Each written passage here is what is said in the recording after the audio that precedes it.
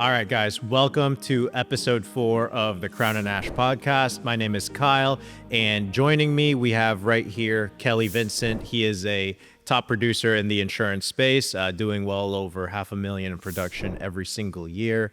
It's an honor to have you here, bro. Mr. Hector Perdomo, he runs a business in the credit and the funding space and also runs a nonprofit helping out younger men and giving them that guidance. Really, really powerful, bro. I appreciate you being here.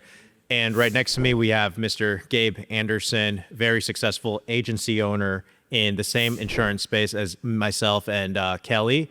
And Gabe is someone I've always looked up to when it comes to building a team. And it's a pleasure for you being here. Thanks, bro. Thanks for having me. Real quick, before we get started, Crown and Ash is a cigar club in the Tampa Bay area. We meet up once a month and we form a brotherhood. The men inside our club are minimum 6-figure earners, and that's not to be an asshole. It's just to show that the people that join Crown and Ash are men with a skill set, so that way everyone can provide something to the table and not just take. On top of money, we also make sure that the people that join are also contributing to their community, hence like what Hector's 700 Men Club does with this nonprofit. But I want to start this off, man. I'll let you guys introduce yourself and how you want people to see you as. We'll start with Kelly and work our way down.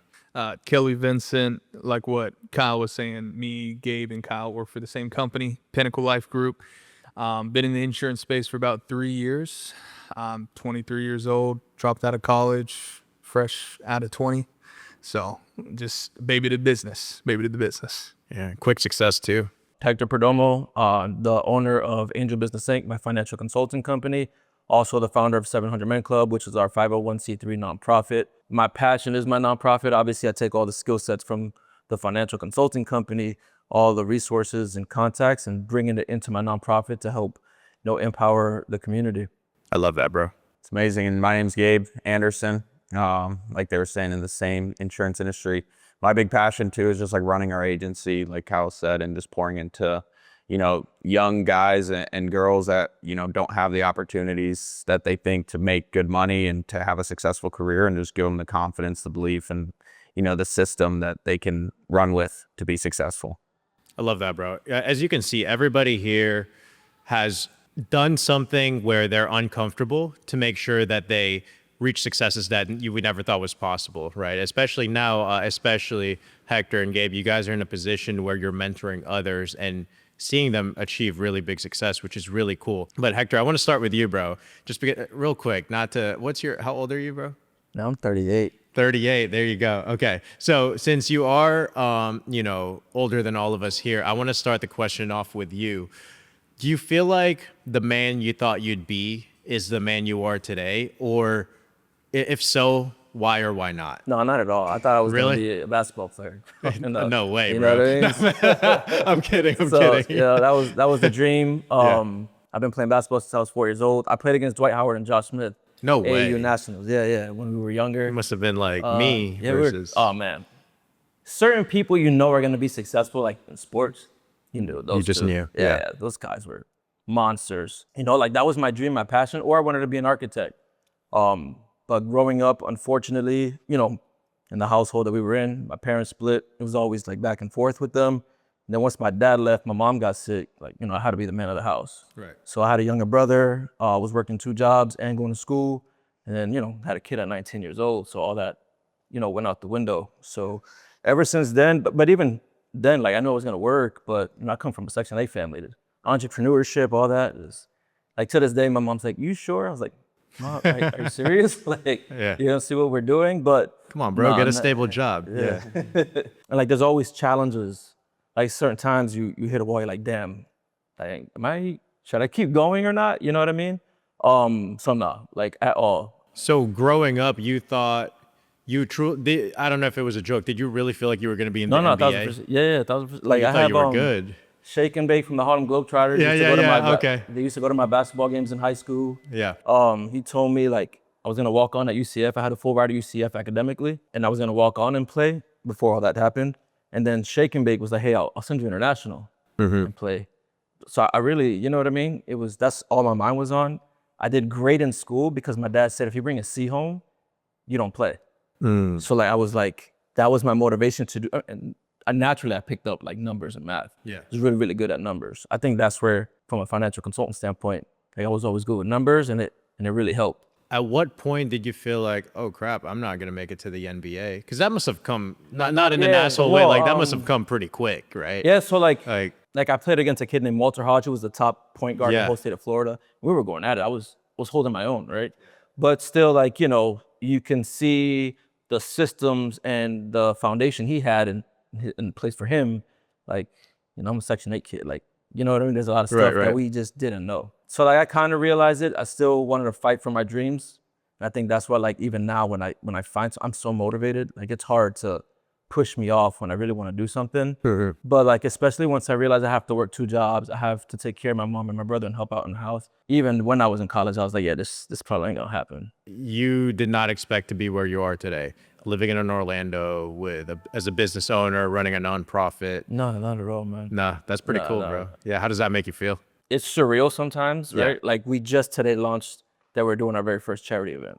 And it took me like 30, 45 minutes just to record like a 45-second reel to announce it, just because it's like, damn, I'm really doing this. Like, you know what I mean?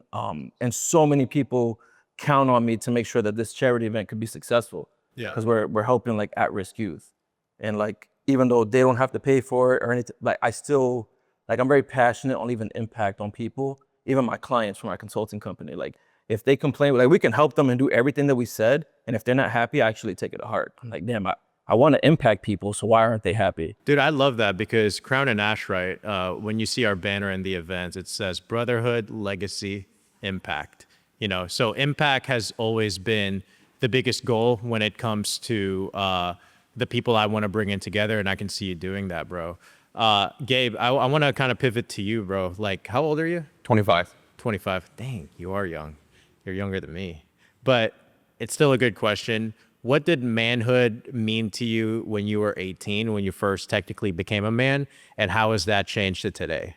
I think everything I thought I knew at 18 was just not what I actually, you know, thought I knew. Like at 18, you think you know everything. And I just remember, I was very similar to Hector. I didn't know we like had this much in common, but I was trying to play professional hockey. So at 18, I moved to another country, Canada, Oh, to play hockey. didn't know that. Yeah. And pursue a dream playing professional hockey. And so, you know, for me, like moving out of the house at 18 and just having this responsibility and chasing this dream, like I felt like I was a man and like I could handle my own. But Yeah. I quickly realized that just I didn't know a whole lot, and I was very like weak in a lot of areas. And honestly, since then and since I stopped playing hockey, it's just been on this path to just consistently improve year over year in the areas that matter most. So now that you're 25, it's been 7 years since you were that 18-year-old trying to chase pro dreams. What were things you thought you knew about being a man at 18 that you're like, if you could talk back to your 18-year-old self, be like, nah, that's not how it works? I would have just said like stay humble. Like Yeah. just stay humble and like put in the work. Like do the work that you need to do, and like don't care about what anyone else thinks or anyone else's opinion. Just stay on your path. Be humble. Get the help that you need. Like get the mentorship. Put in the work. Do the education. You know, whatever it is that you're trying to accomplish. Yeah. Yeah, I think humility is something I wish somebody would have told me when I was like 18. Dude, the past 4 years, there were years I've made relatively to me a lot of money in the insurance space. Blew all of it because I was like, oh, I want to get the red bottoms. The car, I bought that 2 years ago. I wasn't ready to buy a 70 grand car, you know? But humility is something that's super powerful. And Kelly, that makes me think of you. I'm not even going to ask about the 18 because I feel like you were 18 just a few years ago. But, for you, dude, hanging out with guys like that are older than you, like we're not old, but we're older, right? Except I don't know about Hector. But I got the gray hair. dude, how were you? Because I feel like you're so far ahead. What makes you different from a normal guy that just turned 18 that's trying to chase pro dreams? You just knew you're not good at sports or what? Like that, Well, I'm just crazy enough. Yes. Really? Yes. You actually- basketball. And that's all I was invested in. Like I was Oh, I didn't know that. hooping 8 hours a day, running fives at night, right? And going into college, well, take it back. So in high school, I was kind of in a private Christian school, and it was more like I was a big fish in a small pond, right? And once I went over cross country all the way to California, played basketball for a D2 college, I was like, okay, maybe I could try to shoot for overseas, see if we can get a deal like that. So we played our first year, didn't really go how I wanted it to go. But then I always had something about me where I surrounded myself with older individuals and try to gain mentorship from them. So I got super close with the point guard, best player I've ever seen in person. And he actually got a deal overseas. And then we transferred all the way to Florida. And I wasn't taking life serious. I was just like, balls life, right? And I ended up breaking both of my ankles during tryouts. And Who then did got that to you, COVID. bro? Some 14-foot shoe. Yeah. And so at that point, I was like, dude, what's next for me? And so I ended up dropping out and going through a lot of like mental struggles to move back to my parents. And honestly, I was just trying to have fun in life, right? And didn't really know what direction to take until I got banned from a bank. And From the then bank? I got banned from a specific bank. Yeah, like I can't even have accounts with them What'd at you all. do? I don't even know to this very day. That He was doesn't crazy. want to say He it was in the too broke. podcast, bro. He was too But broke. no. Well, I was like Look at 20. check that for you, by the way. Yeah. Probably. Yeah. Yeah. I'll ask you later. Yes. Because like I seriously don't know this very day. Like I went to try to get access to the money I had in my savings account, and then I went to the branch manager, and he was like, "Okay, yeah, come to my office." He's like, "I got to make a quick phone call." And so he took me out of the office. Came to me. He's like, "Yeah, board of directors said they're sending you a check for whatever money you have left, but it won't get to you till like the end of the month." And I was like, man. And that was kind of a pivotal point for me. So to answer your question, honestly, the adversity I went through at such a young age, I really just leaned on other people around me, and I searched for those people.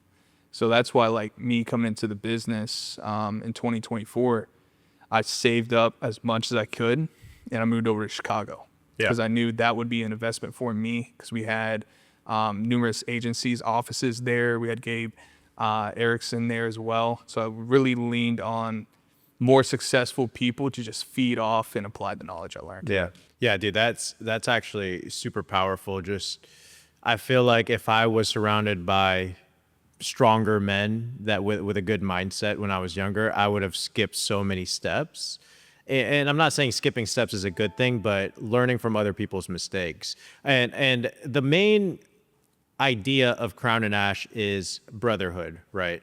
So when it comes to brotherhood, I always believe that being surrounded by other men is really what's going to make men, succeed in whatever they want success in. So I want to go back to you, Hector, or anyone actually. Let's keep this open mic. Yeah. When was the last time another man kind of influenced you guys into becoming a better version of yourself? And I know for me, it's like happening right now, but for you guys, like, is there a point that really comes to mind when you're like, hey, without that brotherhood, without that mentor, that manlyhood that I got inspiration from, I wouldn't be where I am today? Yeah, 1000%. Because it's unfortunate. I don't have a good relationship with my father, right? We don't talk or anything like that, and I feel bad because I feel like it stems from him. He dropped out of high school at 14 years old. He didn't have a good relationship with his dad, and like sometimes people don't know how to break the cycle. Because even growing up, where I used to play basketball, I was playing basketball with guys who were playing basketball and doing drugs right off the court, right? Yeah. So like I knew what I wanted when I was younger. So like, man, they would offer it to me, and I'm like, no, I'm good. I'm 13 years old. That's crazy. And I'm like, no, I'm good. I want to play. And after that, they started respecting me some more. And they would never ask me again. But I was never around like a real mentor growing up. So like, my dad didn't teach me how to shave or none of that. Like I had to like learn certain things growing up. So now I really try hard to be around like the right type of people. Like now, like I have a couple of guys that I call like they're my big brothers. Like Katino Mobley's like a big brother to me. My daughter just made the basketball team, 6th grader making like, the middle school team. And Katino's like, hey, record her first game. I want to coach her. I want to like help her out. Like, having people like that around you And we're talking NBA player. He's best friends with like internationally Yeah, known. And he's wanting to like talk to my daughter. People like that who genuinely care for you. Then I have another guy, he was special forces. I talk to him every day.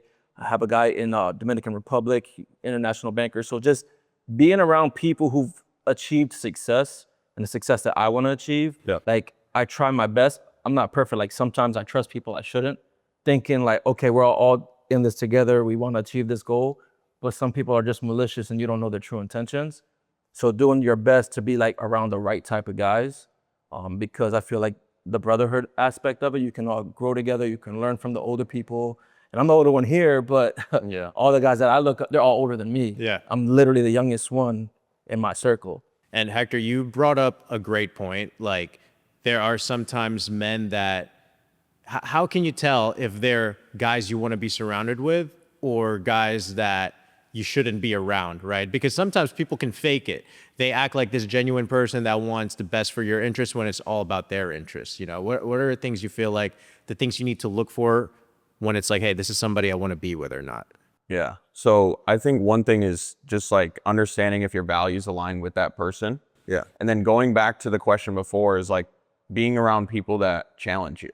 I think a good brother, like someone that has genuine interest in you, they're going to challenge you in a positive way and they're going to push you to be better. And then the last thing on top of that would be what Hector was saying is he has also multiple people that you referenced. And I think that's like the name of the game there is, you know, people in every area of life that can push you, not just in business, but, you know, in other areas, whether it's your faith, your fitness, whether it's your money. There's so many different ways, but there's different people that can provide that for you. Yeah. And so just being around people that do challenge you and do want you to be better, I think that's genuine because, you know, like what motive would they have for you to grow? Exactly. A lot of times people they can kind of be like threatened by your success. Yeah. And sometimes it's very competitive where people don't really want you to succeed or succeed more than they do. Yeah. So someone that has a genuine interest in you and like pushes you to be better, I think that's how you can know if like there's someone you want to surround yourself with. You know, that's a good point because I feel like one of the biggest factors that an exact thing I watch out for is when other people talk shit about other people, like genuinely for like no good reason. You know, that's one of the biggest red flags for me where I'm like, hey, I don't know if this is the type of person I want to be with. Like, I get it. Sometimes we talk, like I talk shit, right? Like we all do. It's part of bro talk. But most of the time there's a good reason for it. But when you're just hating for no reason or spewing lies, that's when I'm like, oh man, I really don't want to be surrounded by this person. You know, do you have any input on that, Kelly?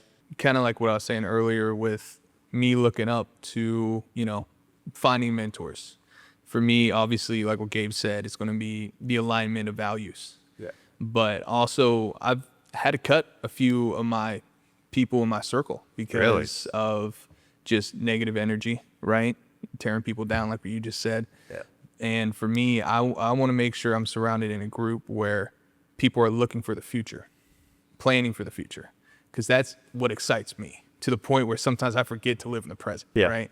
And so for me, mentorship is huge for me. When I got into this business, I didn't know anything about money, finances, business. So I really leaned on my dad because he started a electrical business from scratch when I was born. And I was always kind of like, maybe that was the easy route I could take, is take over that business.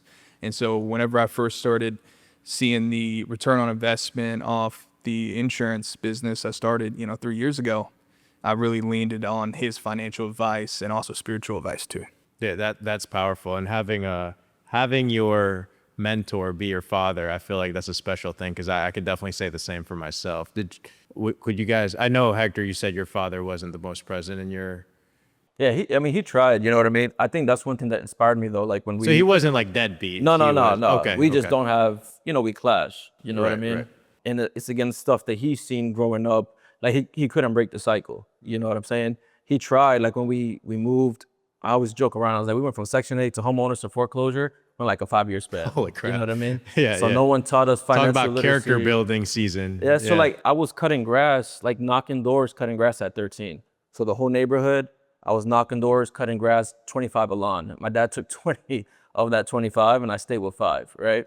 but he also tried to be an entrepreneur. So like I take everything that I learned, even if he didn't purposely do it, like, oh, I'm doing it to teach him a lesson. Like I still took certain things in my life to like learn from it to try to be better. You know what I love about that, bro? There's this story that I heard that really changed my eyes, like in how I see things. And it's a story of two brothers with a drunk father. Do you know what I'm talking about? Yeah, I love that. Yeah, this story is so powerful, right? Have you heard it? So the story says there's this drunk father, and then there's two brothers. One brother is a loser, one brother is successful, right? You ask the successful person, or you ask the loser brother, hey man, why are you a loser? And they're gonna be like, oh, well, my father was a drunk. And then you go to that other brother that's super successful and be like, hey man, why are you successful? Oh, dude, my father was a drunk. So it actually doesn't matter, right? And what I love about it is it's what you make out of it. Hey, there are things you clash with your father, but you know what? I'm learning what not to do instead of, you get to choose what you learn. You can't be a victim. And I love that you made yourself, even through the Section 8 of the foreclosure, you made it out. And I think that's super powerful, which brings me to one of my favorite topics, which is the challenges we face as a man. Obviously, one of it is bad mentorship, being surrounded by not good men, right? But the ones that I've really seen is women, How have relationships with women affected you, whether it's positive or negative? Like, I want to leave it open. Kelly, you're really young and you're married. Yeah. Let's start with you, bro. Did you date before, or is your wife your first girlfriend? What's that like? Whenever I dropped out of college, I wasn't really dating serious, right? It was just going out on dates every once in a while, things like that. But what kind of changed, because I didn't want a girlfriend at first for the longest time. I wanted to make it, then find the love of my life, right? And what I noticed whenever me and Cameron started first hanging out, like she was calling me out on my shit. Really? Right? She was calling me out. And I was like, man. So as I started developing a relationship with her, I realized, okay, yes, maybe I could not date now and find maybe somebody better, in the future as I develop. But honestly, I'm a very people person. I hate doing things alone. And me and her's chemistry, she's super involved in my business today, right? And so that's whenever I decided to, ask her to be my wife, and we got married, last year. And I wouldn't change it for the world. I think it's one of the best decisions I made. Dude, that makes me so happy to hear, because one of the questions I have written down here is, and this is something I've always struggled with because I actually don't know the answer. Do you believe a man should build first and then commit? Or do what Kelly did? It was like, hey, I feel something good. Let's build together. Because I see both sides, and both sides make sense. Yeah. Yeah, I think it's situational, and it's also within the person. You know what I mean? Like shit, me and my wife, we started dating technically in the end of September. We got married in this beginning of December. Sheesh. Just like that. We've been married 10 years. Yeah. You know what I mean? I always feel it's situational. Everybody's situation is just different. Like, don't try to box yourself in and say, I'm going to build first and then, because So what advice would you give a young kid, bro? Like, start off that way, right? You want to invest in yourself, be the best version. But I would say don't box yourself out, because if you find somebody who's truly going to impact your life, like my wife has had my back, same thing. Like, she has the back end of our company. She calls me out on my shit all the time. You know what I mean?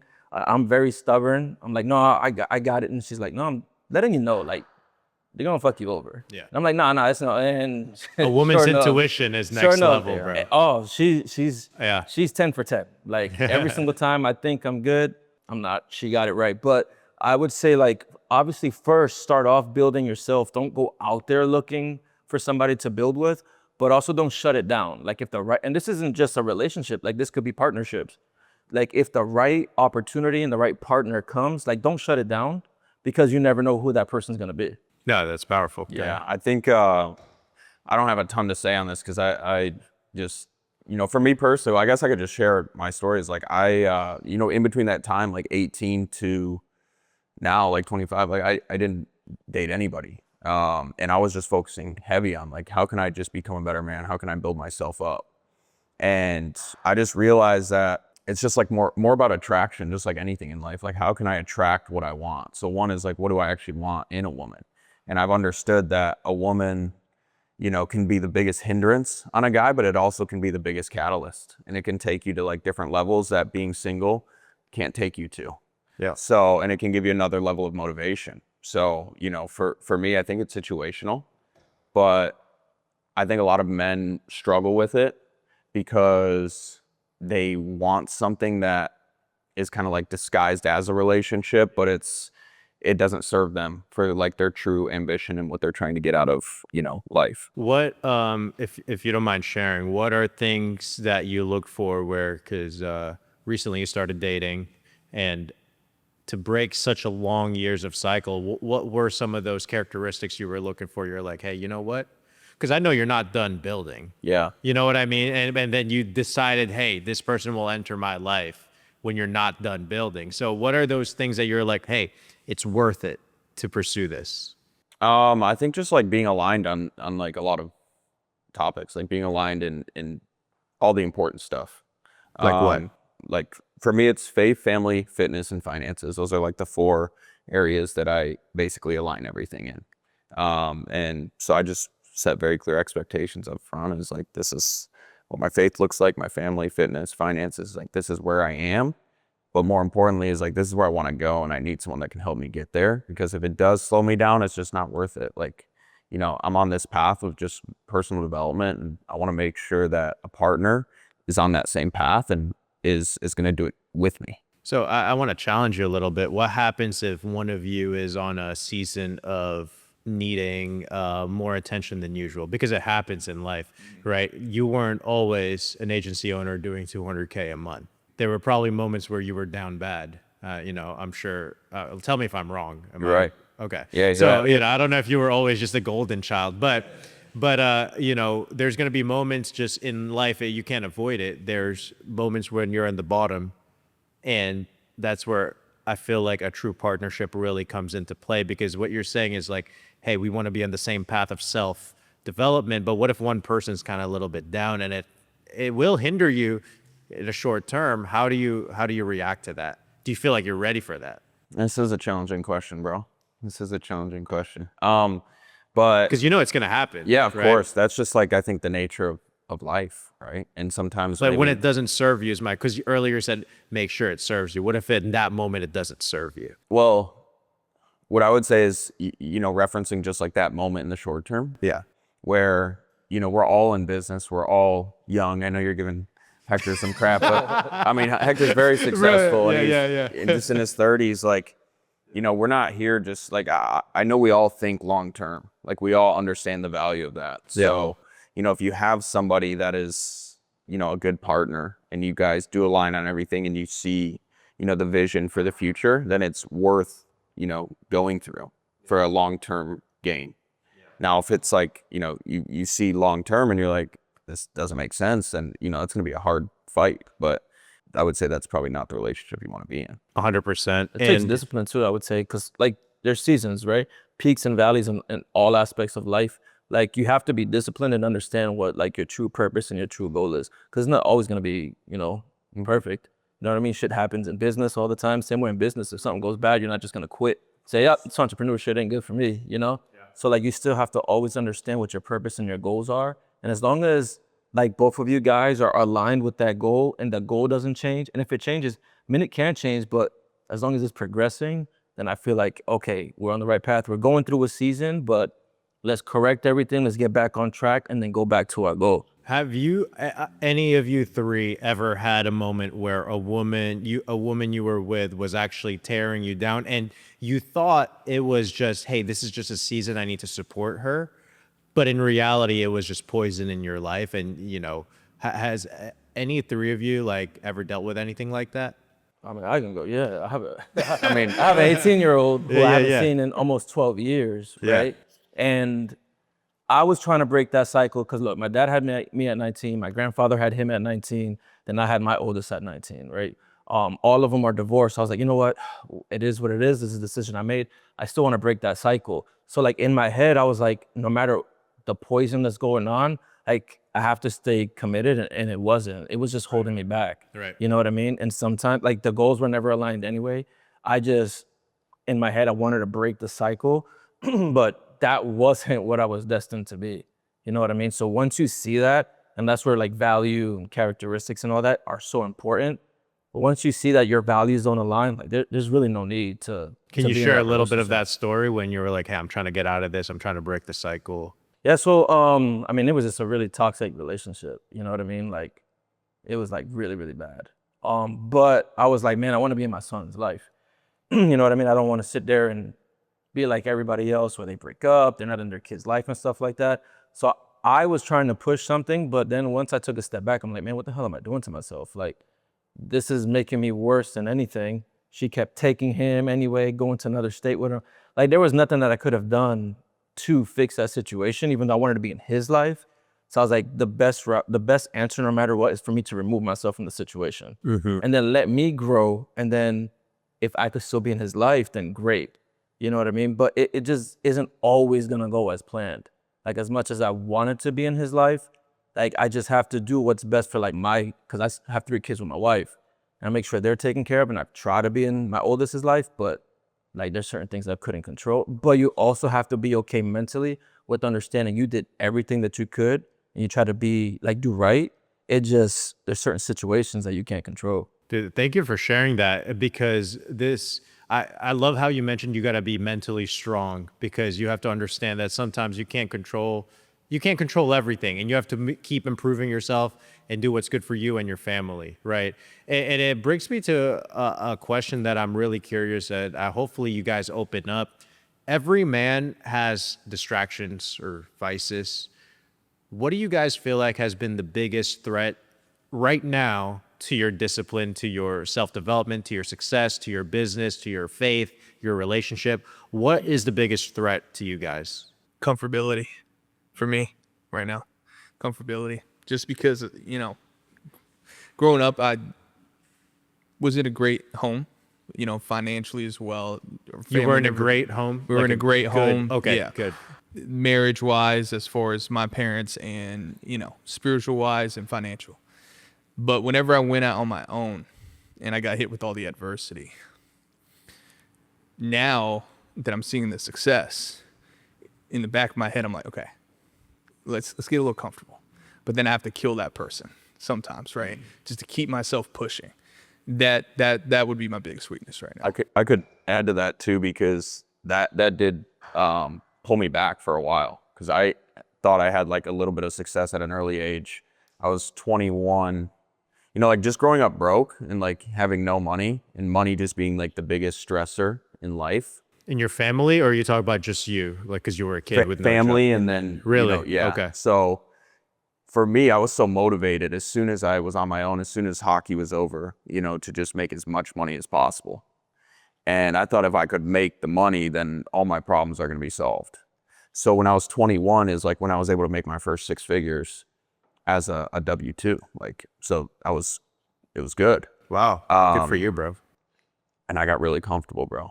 And I got, I felt like a lot of people have like rock bottom moments, and I felt like I had like a rock top. It was like I got everything that I was hoping for, and then I realized like this ain't it. And I got really comfortable, and I just had to like switch my motivation around it, and ended up losing like all that money and having to restart. And so comfort definitely killed me, and I'm sure a lot of people that have a little bit of success are going to go through that. So What is it about comfort? Like, because aren't we working so hard to achieve something great so we could be comfortable in retirement? Like, that's something You people just say, don't want to right? lose the drive though, because you can get comfortable to think that it's just always gonna come like this. yeah. Like, you know what I mean? Like, after my car accident, we blew up. Like, in 10 months, we did 1.3 million right after my car accident. Like, boom. And we got super comfortable thinking it was coasting. Whole time, my business partner's taking half the money. My wife is warning me like, hey, shit ain't going like it's supposed to. Like, he's not doing what he said he's doing. And I just got so comfortable thinking like, no, it's gonna fix itself, that boom, like, I had to like completely start over. And we killed it. We were doing amazing. You know what I mean? So comfort, absolutely, because you just think it's always gonna be coming like this. Yeah. And it won't. Bro, dude, I can relate so much to that, to both of you, all 3 of you, because maybe 6 to 8 months ago, my business was doing the best it's ever been. I was making relatively a lot of money, and I was like, holy crap, this is this like month can pay my whole year's worth of bills, like all sometimes, right? And it's like I thought it was always gonna come in.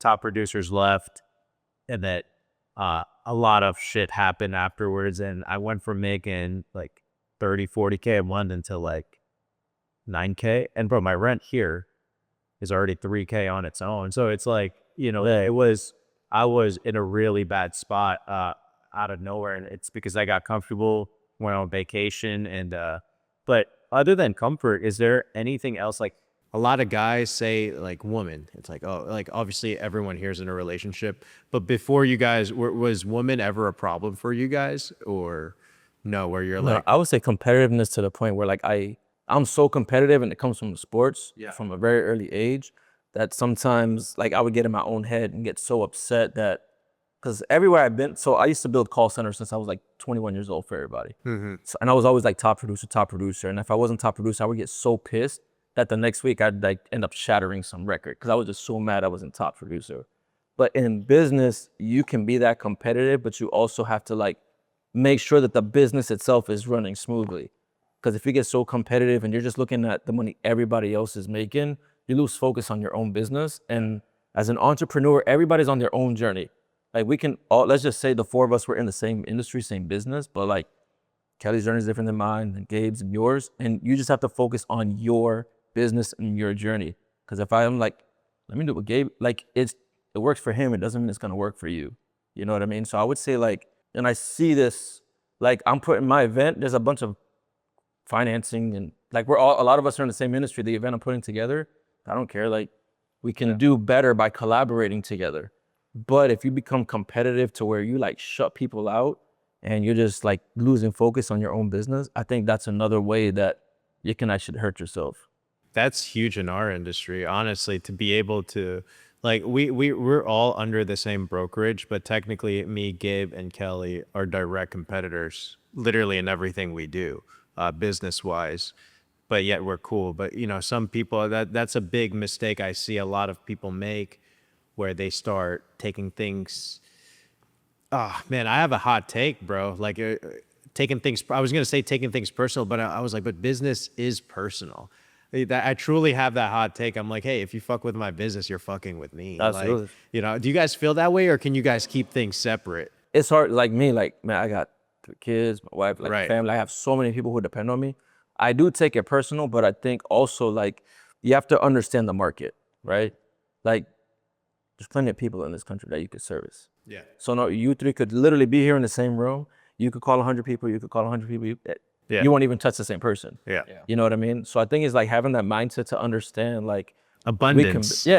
exactly. That's it. So as long as you have that mindset and understanding, look, you guys are great friends in the exact same industry. Still, all of you guys super successful. But I think everybody has to have that same mindset to understand that. I think competition is great, but I think The definition of competition, though, is important. Like, how do you define competition? well, I don't know exactly how I would define it, but I remember a quote. I think it was Michael Jordan that gave this quote about competition, and it was like everyone, and it goes to what Hector's saying.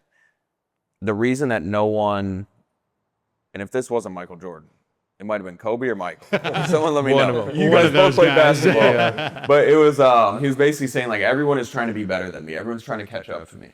And the reason that they will never catch up to me, the reason they'll never beat me is because I'm just like beating myself every day. Like I'm just Michael Jordan. Yeah, like I'm just competing with myself.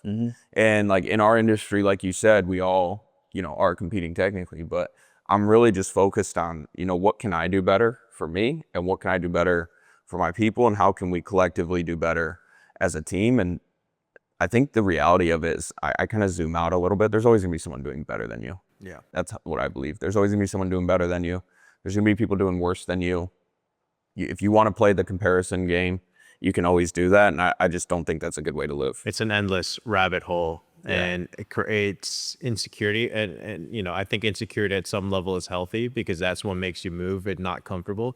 If you're not insecure, you have zero desire to move on. You know what I mean? It reminds me when my business took a really hard hit. I was lucky enough to get some calls with Joe, and he told me something that I want to share with you guys that I feel like is relevant.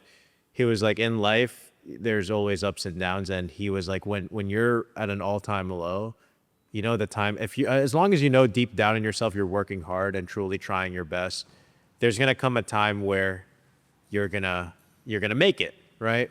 But he was like, when you are at an all-time high and everything is just going your way, he said, he tells himself, he just smiles, he's like, oh man, I am due for a bad day. And just knowing that, and when he said that to me, I was like, holy crap, this is like, my bad day just came. I had so many good days. Why am I so focused on this bad day? And you just kept pushing forward and you rebuild. I feel like that's super, super powerful. Do you guys ever hide behind your success where you're trying to make it seem like everything's okay when Yeah, all deep the down, time. huh? Yeah, I do all the time. Yeah. Yeah. Because like I when you know have a I lot do of it. Yeah. yeah, when you have a lot of people counting on you, like it's just like, man, like I don't want them to see like shit just hit the fan. But sometimes, like me and my wife talk about this all the time. We were just talking about it. She's like, yeah, but let me know so I could try to help you find a solution. You know what I mean? But sometimes we get so far in our head, right, that we want to just hide it and just make it seem like everything's okay and then just try to find a solution. But you got to lean on your partner sometimes because they have outside perspective. Why do you think men isolate themselves when they're suffering? Pride. Because we all do that. Pride. I think Pride. pride and upbringing too. Like Yeah. man, like if you cried when you were a kid, like me growing up, you got hit for crying, and you know what I mean. So like it could be a multitude of things. I think pride is one of it, but like now I try to talk to my kids when they cry. You know what I mean? To like be like, hey, like what's wrong? Like why are you crying?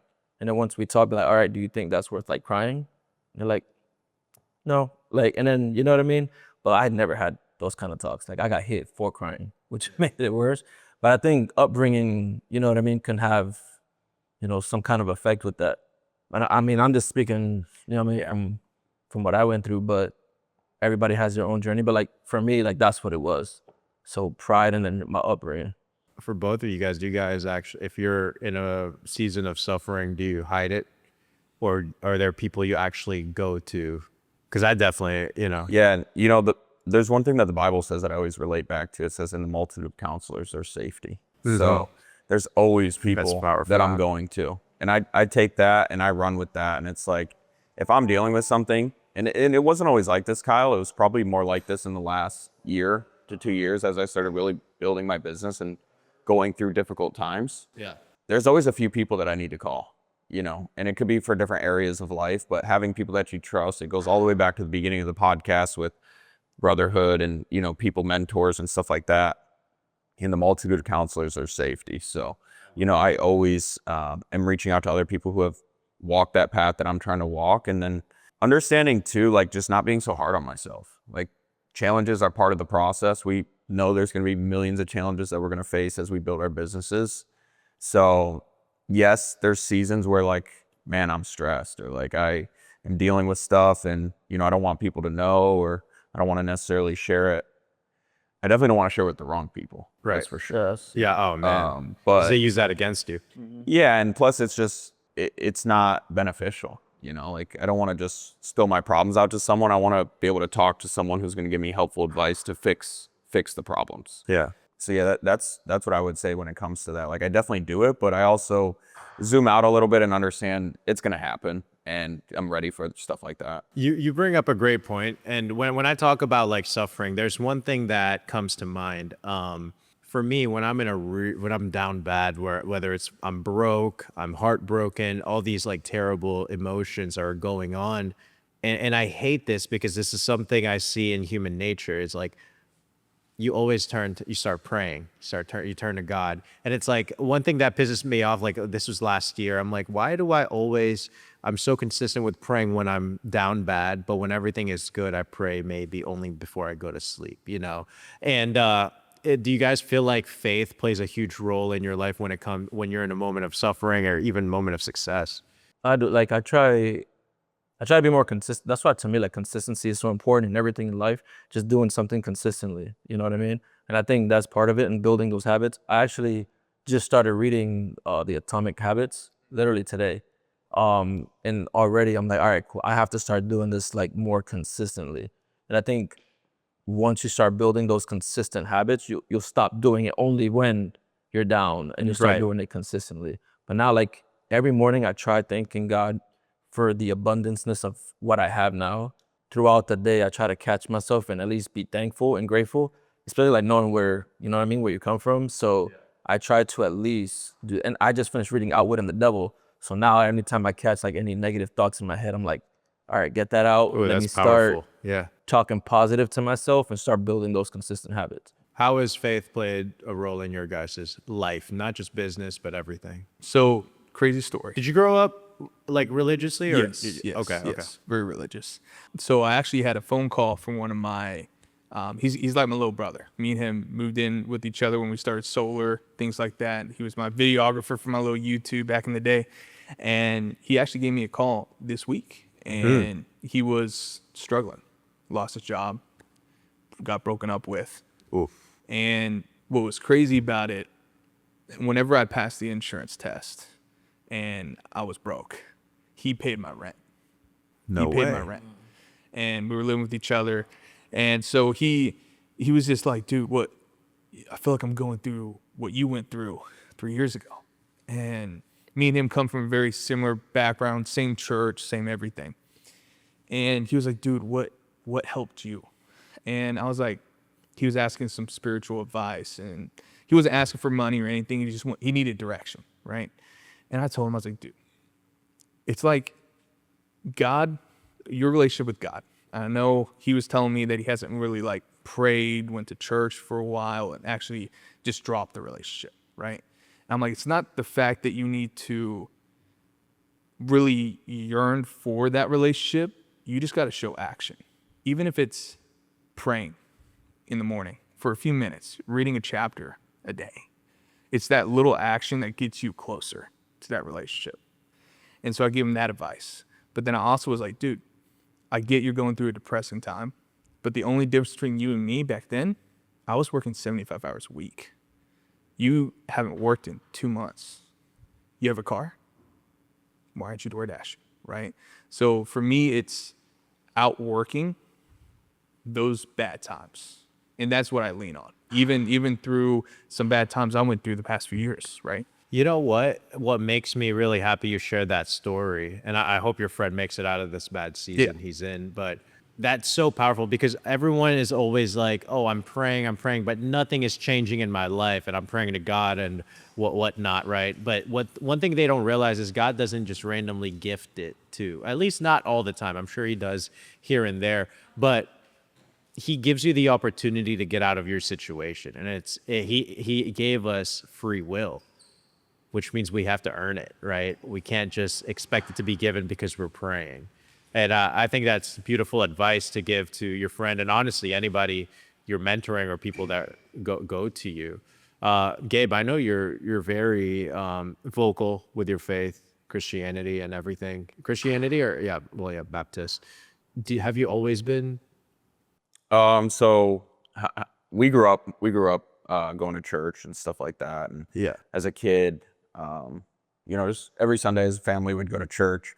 After a certain time, I think I was like probably maybe 11, 12. I don't know the exact age, but it became a thing where I was playing hockey a lot, traveling on the weekends. So, a lot of weekends I was gone, but also I think my parents were kind of like splitting up and things. And they just said, That's hard. if you don't get up for church, we're going to leave you here.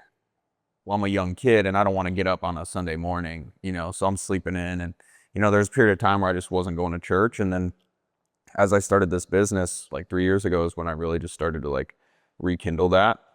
And that's been like the pillar of everything that I do with business. Like faith, family, fitness, finances. Faith is number one. Like there's a reason it's... Oh, that's a hierarchy. That's not all equal. There's a reason that, yeah. So faith is number one and everything stems from that. And at the end of the day, like, we were talking about competitiveness and we're talking about business and all this stuff. I just see it as a game that I'm just grateful to play and the impact that I can use with business. Like Hector, if you're not successful in business, you can't have this impact that you have on these kids and all that. So I use my success to try and help as many people as possible. And that's, in the end, it's like I'm playing a different game. Like, yes, business is part of it, but faith is always at the top. Yeah. And you know, It's everything. the money, like the cars, like all the nice things, like you can't really take that stuff with you. But I believe that some things you can take with you is people. Like, and we keep talking about people and like mentorship and brotherhood. And it's like, you know, people are just so influential. And I think it's just important to surround yourself like with the right people. So That's so powerful, bro, because I think it's a lot easier said than done. You know, I always go to church. I am a follower, and it's putting God in the center of everything. It's not easy. It seems easy, but it's really not. It's probably the hardest thing, and I'm still failing at it to this. I'll actively trying, but yeah. you know, I can admittedly say I'm failing at it. So it brings me to my last question, and I'm gonna give the three of you like your own moment to answer this. I'm gonna start with Gabe because he's talking about faith and everything, how it involves everything in your life. If you could go back to a younger version of yourself, it could be when you were really young, like 5, it could be when you were 18 or whatever, and you can just say one advice to that to you, like a younger version of Gabe that you feel like would have gone a long way and you wish you always had, what would that be? That's a good question. And also just like the younger version of me, I don't know if he would listen to any advice, which kind of sucks. Yeah, that sucks. But you know, No, if you're younger, it's like, hey, I'm Gabe from the future. yeah, I kind of answered this just now and also a little bit earlier, but just have your priorities in mind. Like And faith is number one. have your priorities in line, and really lean on your faith, and that's helped me so much. I mean, that's changed my life, and that's everything that I do now is for that. But also, I would say be humble, and you know, the work that you know you need to do, like just do it, and be humble about it, and just focus. Make sure your priorities are in line, and you focus on each of those categories, and you just do as best as you can at them. Was there anything like a younger version of yourself you wish you would have stopped doing, like something against your values of the person you are today, where you're like, bro, just fucking stop? I think I know would- for Jonah, he always talks about weed, right? Yeah, I mean, that was something that I was using for a long time. I don't do that anymore, and that's changed my life too. It's just giving me a clear mind. So this is my first like full year just being completely sober. Dude, good for you. Congratulations, dude. Yeah. Yeah, and so it's helped me a lot, and it's helped me in business. But for me, I was just like distracted. You know, it was just By what? nothing in particular. It was mainly just, you know, I had these big goals, but I wasn't necessarily working as hard towards them. Like I would say I want these things, but my actions didn't align with that. Yeah. So whether I was getting distracted with weed or distracted around the wrong friends or, you know, just like distracted in other opportunities and just all over the place, you know, just trying to figure out like where can I plant my feet and just go. And so I was easily distracted, and typically distraction is because you don't have your priorities in line.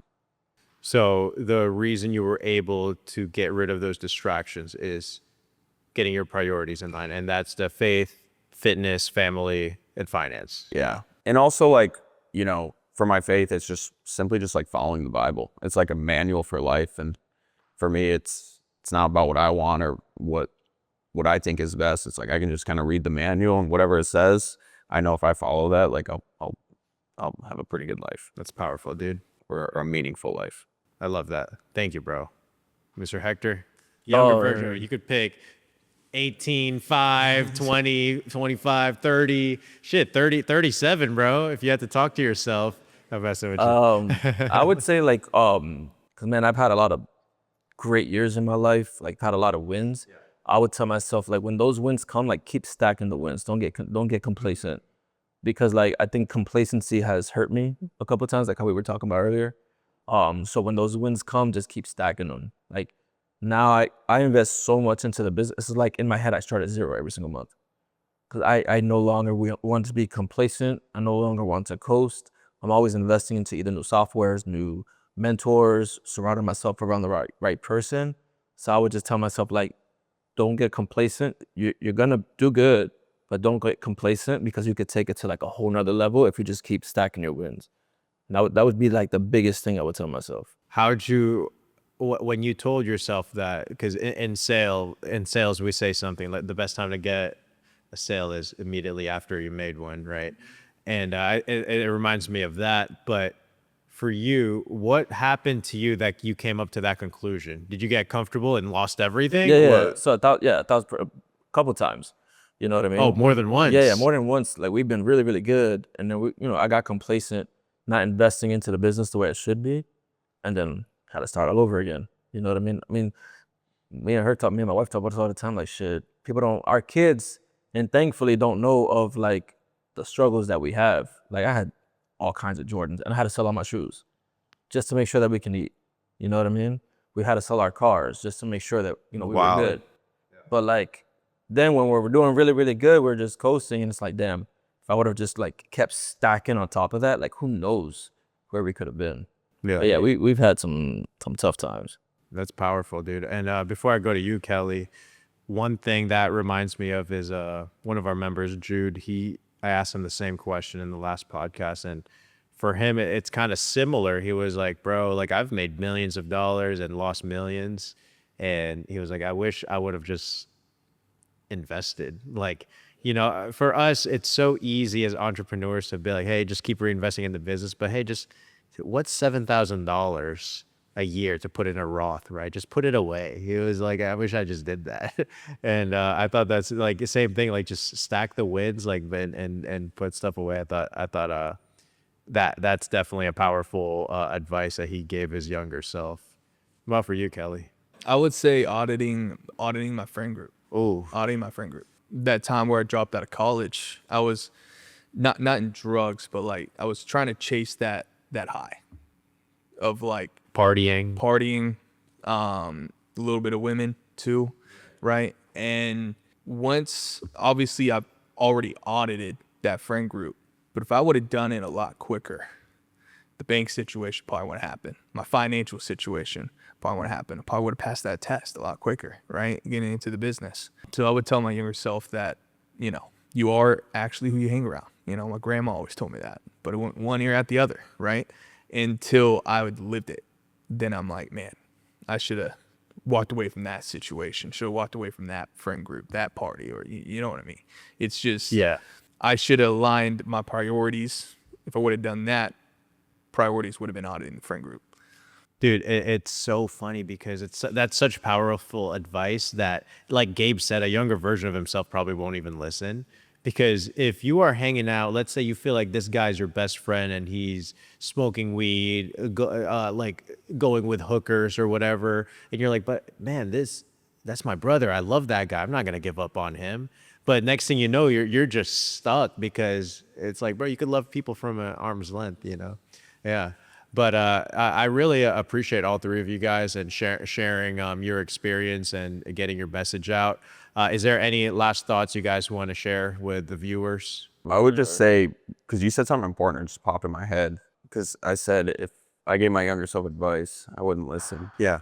And you said, your grandma would give you advice. And I know you do a lot of work with, younger kids that are at risk. And so if there's like young people that are watching this, I would just say like, yeah, seek counsel and listen to people, listen to mentors who can, get you to where you want to be, but do it as soon as possible. Like, I know people want to have their time, their fun and whatever, but focus and just find people that can help you get to where you want to be, and just listen and just plug into the mentorship.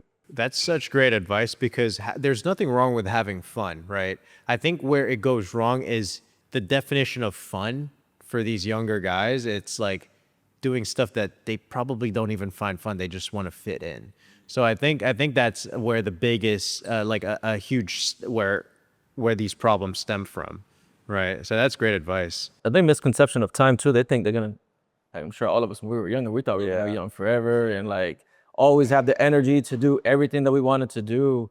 And like, there's such a big misconception of time. Oof. Like, Yeah. you're one event away. Like, my car accident. Like, I've been trying to get back in shape so much, and then my back is messed up. That's one event in my life that changed everything for me. And you just never know when that one event in your life is gonna be. Yeah. So I would say like, everybody's like, oh, you only live once. Like, yeah, that's true. You also only die once. Like, once you're done, that's it. So like, take every moment.